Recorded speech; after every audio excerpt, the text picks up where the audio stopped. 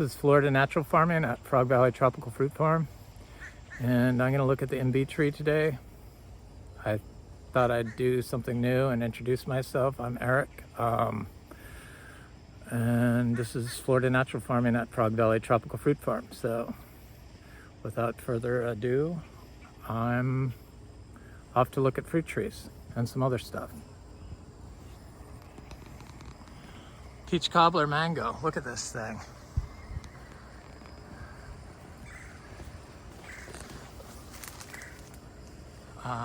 I love peach cobbler, and this is just a 3-year-old tree. I guess it's 3.5 years now, in all fairness, soon to be 4, but it's I mean, I'm this tall to it, so it's pretty big. And it was this big, you know. This was just one branch, a small 3-gallon. That's how everything was. All of our mango trees, our grafted mango trees, came from Zills. Most of them were planted 3 years ago. That's Honey Kiss. Look at this. Kwai Muk tree is covered in fruit. Covered. Every branch, every bit of it is covered in fruit. And I put a huge pile of basically my daily manure. That's what we do. That's what I do. I clean the barn out every day, and I deliver the manure throughout the farm. So I can't sell any of this fruit as probably the Kwai Muk I'll be able to, but these mangoes all have to be eaten because I made the decision to apply manure within the 4 months. So you can't sell any food crops if you've brought manure near them, you know, like within 20 feet. So because it was such a severe drought, and I saw how well everything did when I put manure in high doses around it. Not really manure, it's mostly like grass, hay. Orchard grass has been peed on and spit on by the cows. That's what we do now, basically. I used to use pine shavings for bedding, but I'm so happy with just the hay with the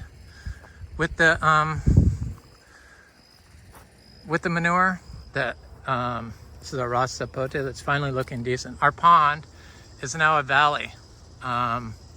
It's never done that. See all the grass in it? It's like a sunken garden. It's been that dry. It's never done this before. This is a sugar apple. So I'm going to go look at the cashew, and I'm going to look at the Imbe. This is a male Imbe tree. And this tree was our first Imbe tree to produce fruit. And it is like falling over, but it's got a new growth point coming out of it. So it seems like it's going to be a huge mess of a tree. This is a big ingot tree. I'm so glad I put these paths in. It's not very good for the soil because you can see we're only on, you know, this is what we're on, sand. All that little black stuff is microaggregation that's on its way. This used to be all white though, at least it's gray. This is a diamond tree. That's a sweet tart tree. Diamond's a good producer, but you know, we've had a lot of wind events. Thankfully, we're fairly protected now from all the trees we have. I'm not sure who this mango is, but this is this is a cepadilla. So we don't water anything. Nothing gets watered. I've never watered plants when I plant them. And I plant them in drought. What I don't do is I don't divide during drought anymore. I'll do it to bananas, but that's about it. I just about killed a torch ginger by dividing it during the drought, and it barely hanging on, and it was a huge giant patch of it. Not smart, but so look at this Imbe tree. So I decided, since I have 3 of these producing trees now, look at all the fruit on this tree. This, I don't know if this is normal, but this tree does this every year. And my other producing trees don't do this, but this little tiny tree produced $1,000 worth of fruit last year, because each one of these things I sold for $5 each. And it adds up quick when you're talking $50 per branch. If you have 20 fruit on it. So let's see how many fruit are on here. 2, 4, 6, 8, 10, 12, 14, 16, 18, 20. I didn't know, but I do now. So that's what? 20 times 5, that's $100. But I'm selling the fruit. That's crazy. Isn't that crazy? I mean, it's just really, and it's my favorite.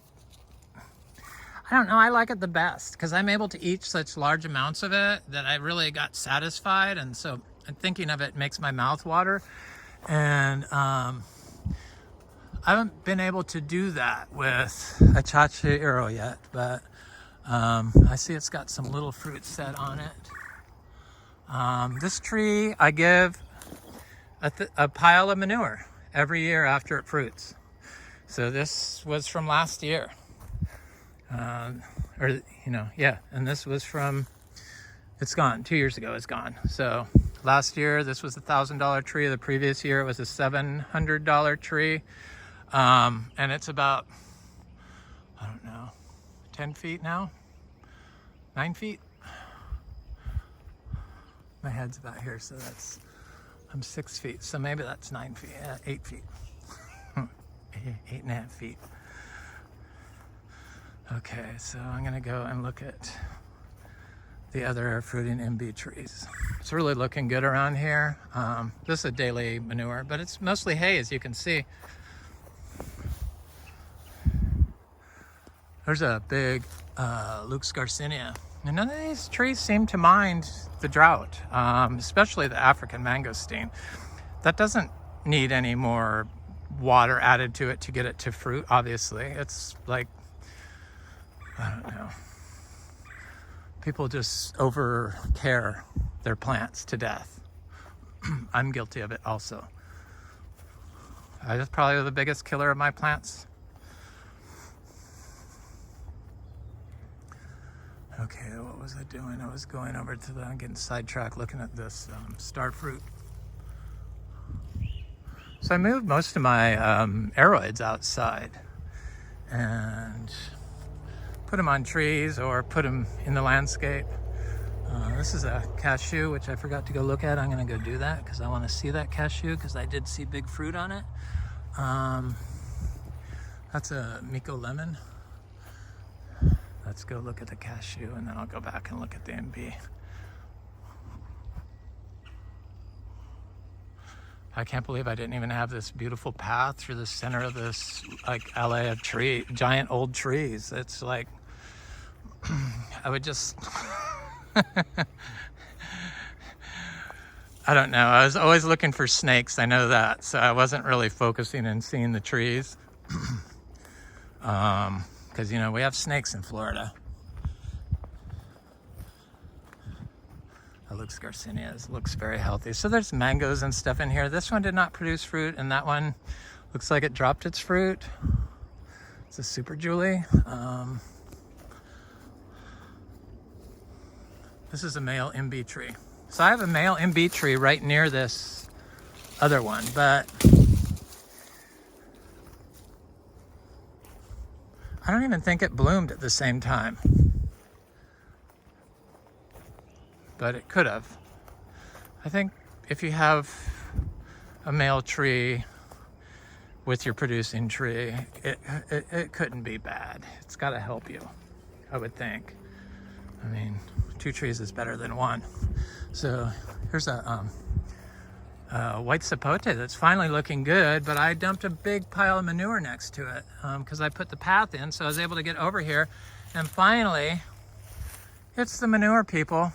Cow manure, clean cow manure. That's a huge santal tree, Gemma. See that? I can get it closer to one that's just as big over here, or almost as big. Santal. You know, we're right on the border of zone 9B and 10A, and we don't have to worry about frost. And we're way up in Vero Beach. So that's Santal, which was considered a tropical. It ain't so. If you have the biology in your soil. That's what it comes down to in Florida, because we're on a biologically active calcareous rock and a perfect climate and unlimited water. And so if you add cow manure, voila, microbes, antifungals, you name it, it can grow it. Yeah, I mean, it's like the zebu manure has been shown to have antifungal properties in it. You know, it's the Bo indicus. It's a zebu, but these are the miniature zebu. I had to do a little research. I'm sorry, I'm a plant freak. No, I wasn't a cow freak, but now I'm kind of a cow freak. Here's our Miko lemon. This is seed-grown lemon. It's very healthy trees. Our lemon from our trees, from our beach house, from, I believe, could be a seed-grown tree. I'm not sure, but and we have, voila, we have cashews everywhere. Oh, yes. Thank you. Cashews, cashews, cashews, easily one of my favorite fruits for juice. Just as good, if not better, than citrus juice. And they make a liqueur out of it in India. They're so talented with their trees that they developed. Trees of purpose. Thank you, India, for all that you've given us. And I know you've given me a lot of inspiration, so I appreciate it. Cashews. Birds aren't getting them yet, so I saw that you could grow them when they look like this without the fruit. So I'm gonna have to try it. Looks like we're gonna have a lot of cashews. It's a big tree, so this tree has never been watered, and it's a magnesium super accumulator, so it responds well to manure. Manure has high magnesium in it. So here's another Miko lemon. So I banished all the blackbirds for a while. You notice you don't see them or hear them. I just want the fruit to, oh, it's blooming again. Yes, these Miko lemons are amazing. So it didn't set a huge crop, and I was wondering if it would rebloom after we got rain, and indeed it is. I just have to talk about that Miko lemon because it's just truly amazing. This is a Miko is an M-I-C-C-O, Miko. It's a band of Indians, Mikosuki. This is Valkyrie. This is a 3-year-old tree, never been watered. I don't water them. I don't water plants when I plant them. It's totally unnecessary. This entire food forest was planted without watering anything in. So, and I started when it was lawn.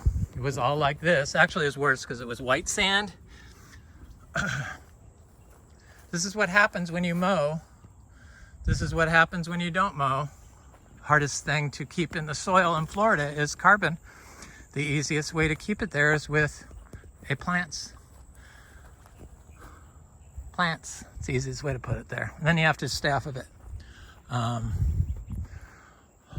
was I going? Around here, I was going to look at the Imbe. I got kind of talking. Oh, this is a sugarloaf mango. Sugarloaf has been like a slow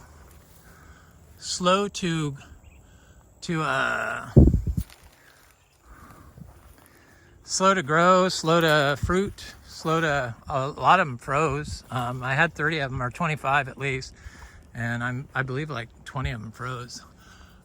They're coming back. This is a sweet tart. I mean, yeah, sweet tart. We have lots of mangoes. I'm not going to go over the mangoes. There's a lot of them. It's a jackfruit. There's that big santal tree from this side. There's another Miko lemon. So lychees are finally starting to look good, except for this one. Oh, it's got fruit on it. Of course, it's on its death roll here. Look at this. This is compaction. This is 4 to 5 years of not mowing.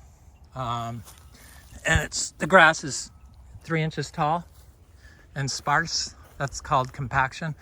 Oh yeah, we got a few lychees on these little trees. There's a mango. There's little things in here, cashews, little seed mangoes, but they're too hard to point out and see. There's another mango that's fleshing out. So lychees. This has not been a highly productive area because of the compaction right here in this area. This was a lawn when we started. And I kept it a lawn and put the fruit trees in and put wood chips rings around them because we had a tractor with a chipper on it. And so I chipped like, pepper trees and guanacaste trees, which is a nitrogen fixer, high nitrogen. So, and put them around the trees, and they struggled. They just struggled, and this is katuk. I like to put it in everywhere. There's some Miko lemons. I like to put those in everywhere. I have a there's a ackee tree in here. I can't see it. I'm not gonna look for it. So this branch just did this. What happened? It broke? Yes. So, yeah, it broke right there. Look.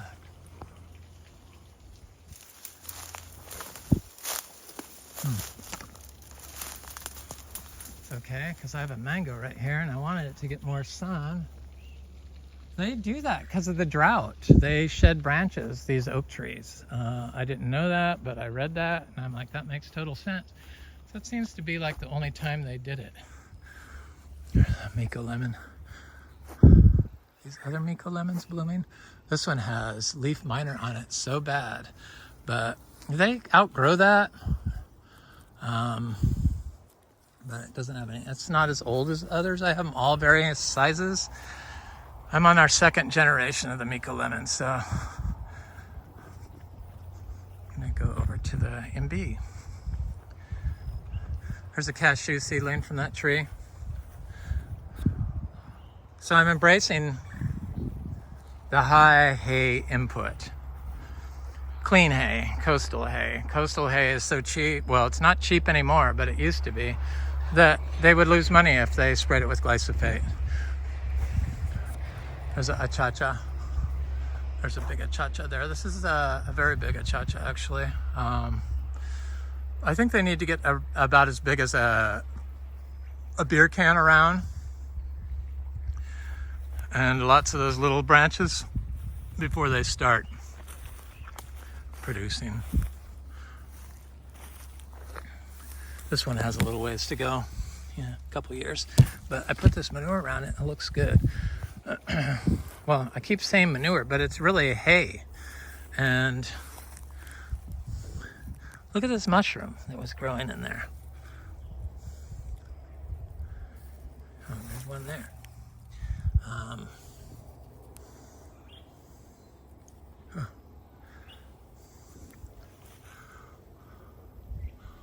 These are the plants I had to remove from around the house because we're getting solar installed. There's the mushrooms. Is that coming right out of the cow manure? Yes. That's just really amazing stuff.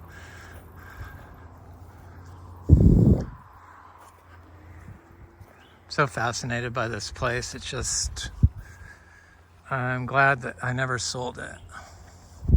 Just so much to do. So the cacao are looking good finally. Theobroma cacao, dry farmed, the fruit from seed. Not that one, of course, it's too small. Here's one I couldn't even see, but it's right there.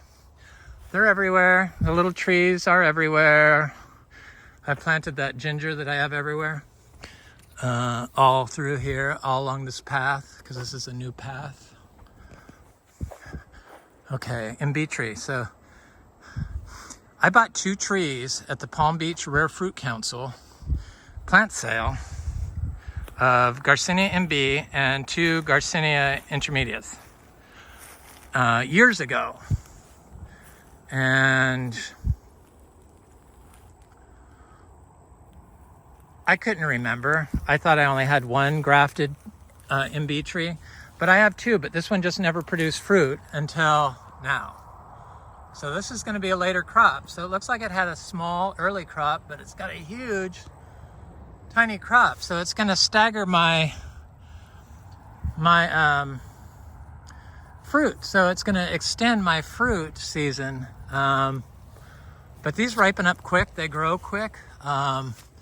And this is like a, I don't know, does it have, probably has $700 worth of fruit on it. Yeah, I'm charging $4 each this year. The first year I charged $3 each. The wholesalers bought most of the fruit. You know, like, I can't think of their name, but they're very nice. They sell seeds and plants. Oh, I wish I could think of their name. I can't. Sorry. I don't think I've ever bought any seeds from them. But last year I charged $5 and I didn't have that problem. So this year I'm charging $4 and I got to think if I want to be a wholesaler or not. So a real wholesaler. There's a Luke's Garcinia. So the Imbe trees are exciting. Exciting that we have so many of them. And why aren't they fruiting everywhere else? That's what I don't understand. Maybe they are. Maybe I'm just missing something. But I know they like to be grown naturally. So this is one of the, so I bought like 6 Luke's Garcinias and seedlings that were like 2-leaf seedlings in, you know, a 6-pack. And it turned out to be these trees. So 5 of them, 1 of them died, 4 of them turned into males, and 1 of them is a hermaphrodite tree. Oh, that other tree has no male tree around it. So I don't think they need a male tree around them, but I don't see that it could hurt. This one has 2 crops on it. This is a tiny little tree. This was our slowest growing Imbe tree of the 5 that I bought as Luke's. I am happy with the way things turned out. I was never upset. It just made me contact Luke and go right to the source. So,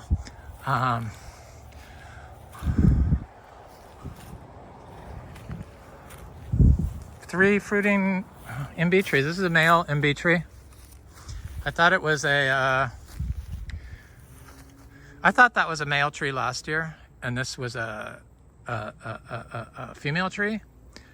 And because this branch had like a lot of fruit on it, or 1 branch did, and no fruit this year. And then this one turned into this hermaphrodite tree. Oh, I love it. So this is a Garcinia hombromiana that we got a little bit of rain last week, so now it's got some flowers. This is a male tree. You need a male and a female with hombromiana. So this is one of the parents of mangosteen, right? Mangostana, is it? No, couldn't be. That's its own species. But look at all the flowers on it. So I never tried growing mangosteens, just, you know, queen of fruits. Because everyone said it was impossible in Florida.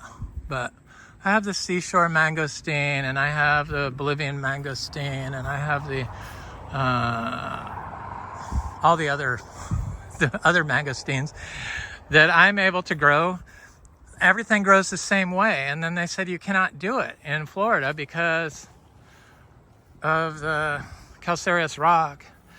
And has nobody ever bothered to grow them like I'm growing the other ones here in Florida?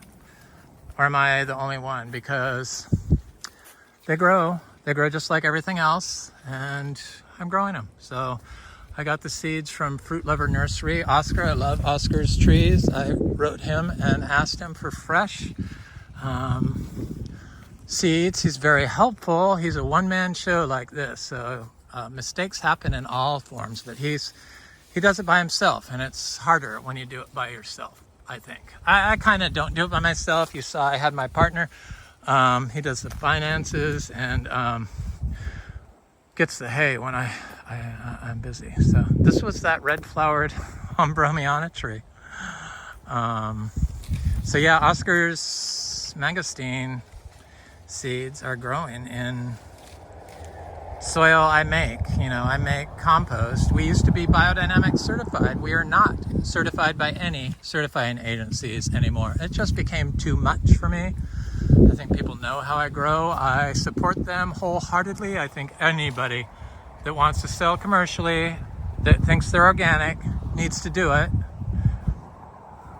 just to see if they can, because I learned a lot of stuff and I'm sure it changes today. So here's a Garcinia, but we're not certified anymore. Thank God. I like it better. It's a lot easier. I enjoy my yard now rather than worry about what the neighbors are gonna do. This is Braziliensis. Nice clean fruit. No black dots on them. And it's covered in bloom again. So this Braziliensis, I eat the skin and all. That's very good.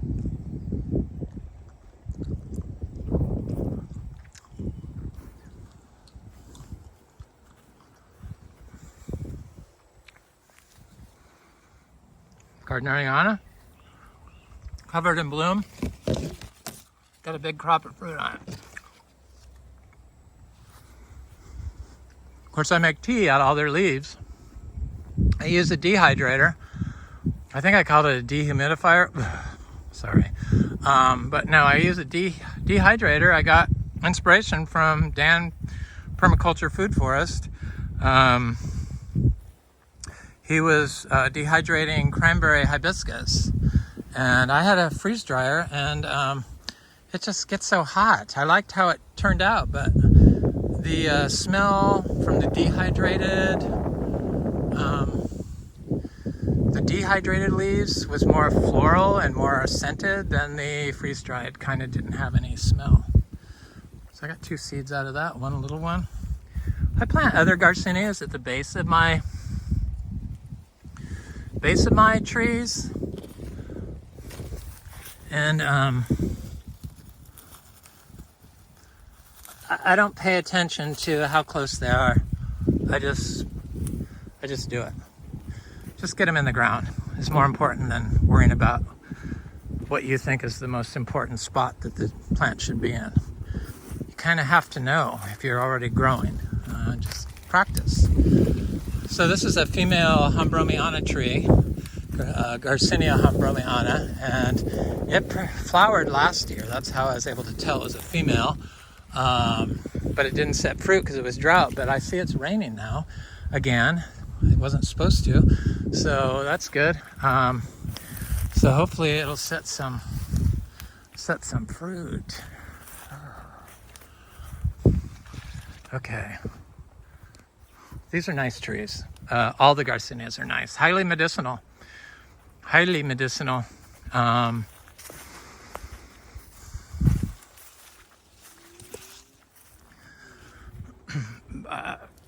I don't know. They've helped me be healthier. It's a Shanghai 60 mulberries. Mulberries are great, but I've showed it enough. This is a giganteum blizzard, philodendron that it gets full sun. I have these in full sun here, hot, full sun. Direct afternoon sun, 12 o'clock, because there's tree there, for more than a couple hours.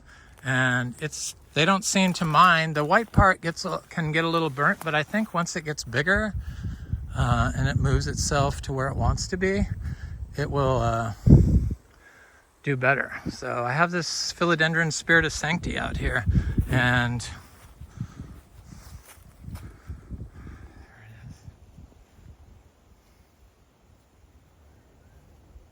I put a piece of bark on this Schefflera oak bark from that branch that broke. The bark falls off, so I put it on the outside. It's got a root connected to it, so we'll see how that goes. Let me go look at this. This is a bromelia called Pinot Noir. It's very nice. Egg bromelia. I'm going over to a Gardneriana, and I'm glad I did, because I see a fruit that looks like it's. This one has a lot of fruit on it. This is the first one. This one I thought was a cha-cha tree, because look at the leaves. It's complete. That looked like a cha-cha. And I bought it unknown, so it turned into Gardneriana. I'm glad it did. And one of my earliest videos. This is not representative of the fruit. This is like some tiny little fruit.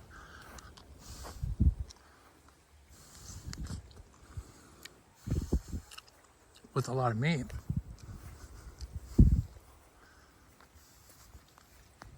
I think this one's, I'm pretty sure that I ate the fruit off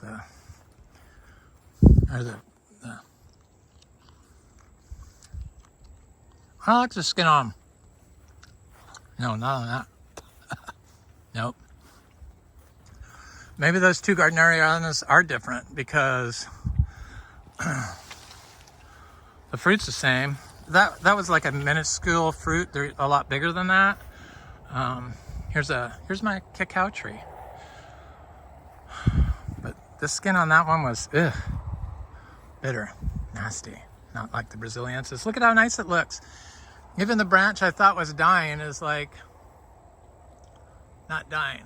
It's got, those are all new leaves. These are all new leaves. So it's gonna look really stellar. This one's produced fruit. I grew this from seed from a tree that I produced fruit off of in a cacao tree, dry farmed in Brevard County. And they still produce fruit, though they removed all this cover, and I believe their stuff died, because they thought you could remove all this stuff and still dry farm. They found out not a good idea. So there it is.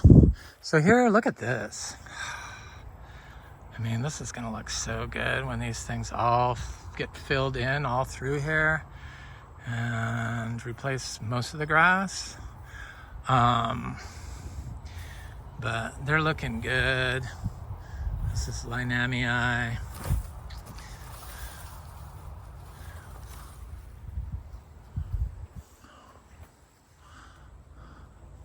Anyway, the Imbe fruit, I'm going to charge $4 each. Looks like it's going to be ready pretty soon. That's why I did this video. This is Columbia Species, SP. This is, people have issues with growing this. This is luxurians. Pretty easy plant to grow, but we grow ours in compost that I make. I don't buy people's crap and then put chemicals on top. They are meant to be grown naturally. That's how they thrive. And obviously, this is a luxurians. This is a new leaf. It's thriving. Need I say more? This is Anthurium regale. This is Anthurium nigrolaminum. That's Linamii. I hear my frog people. So I got this pot of Monstera obliqua that, and then I have my mangosteens growing in my compost. Can you see them? Okay, come on. Let me pick it up. There it is. There it is. There's one. I see a couple of them coming up. So I bought 10 seeds is all, and super fast germination. Thank you, Oscar. They're beautiful. And I think I'm going to plant them right around here. I'm going to plant them near my other Garcinias.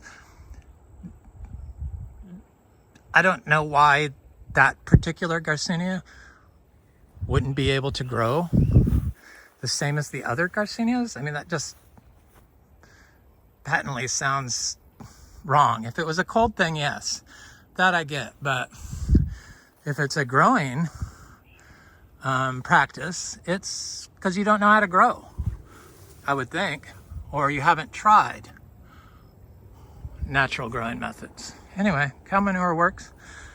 This is Florida natural farming at Frog Valley Tropical Fruit Farm.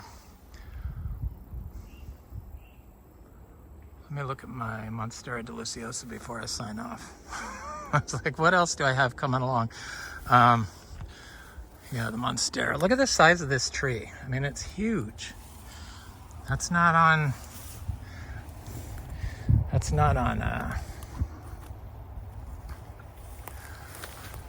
we got a lot of this, and I forget what I said I was going to sell it for. I think I said $10.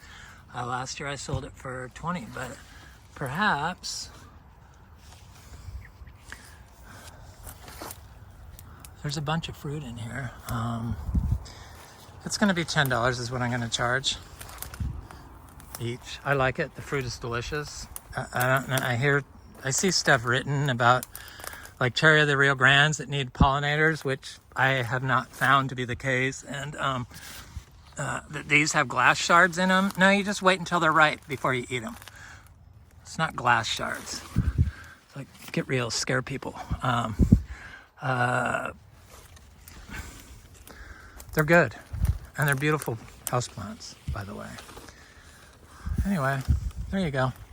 That's all. It's Florida Natural Farming, Frog Valley Tropical Fruit Farm. I hope you have a beautiful day.